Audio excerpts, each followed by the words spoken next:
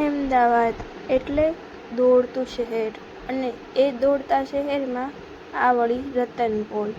રતનપોળ એટલે મેરેજનું આખું કલેક્શન, કે તમે એક ગલીમાં જાઓ તો તમારે શોપિંગ મેરેજની બધી પતી જાય. અહીંયા મેરેજના ચોલી એકથી એક ચડિયાતા કલેક્શનમાં હતા, અને પાછા સસ્તા પણ એટલા કે આપણે બીજે લેવા જઈએ અને અહીંયા લેવા જઈએ તો ઘણો ફેર પડી જાય. તો આવી માર્કેટમાં કોને ના આવું ગમે, પણ ભીડે એટલી કે વારો ના આવે આપણો લેવાનો. અને તમે ગમે તે એક દુકાન પકડીને બેઠશો ને તો તમારી શોપિંગ પતી જશે, પણ જો ફરતા રહેશો ને તો રતનપોળ પૂરી નહીં થાય ને આપણી શોપિંગ પણ પૂરી નહીં થાય. અને અહીંયાનું કલેક્શનની વાત કરું તો જોરદાર કલેક્શન. હા, થોડોક ભાવ ઉપર હોય પછી તમારે એને નીચે લઈને આવવો પડે, પણ થઈ જાય.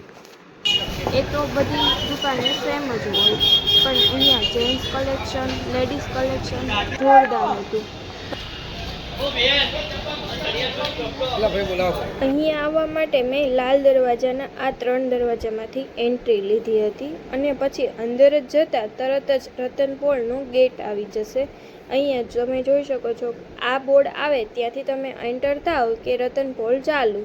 પણ તમે અહીંયા સાડી કલેક્શન, પછી લહેંગા કલેક્શન, ડ્રેસ કલેક્શન એટલું જોરદાર છે ને કે તમને બીજે એવી વેરાયટી કંઈ જોવા જ નહીં મળે. અને તમે પછી અહીંયા આવી જશો ને તો તમને બીજે કંઈ જોવું નહીં ગમે, એ મારી તમને ગેરંટી છે. પણ રતનપોળ એટલે રતનપોળ, કે વાત જ ના થાય.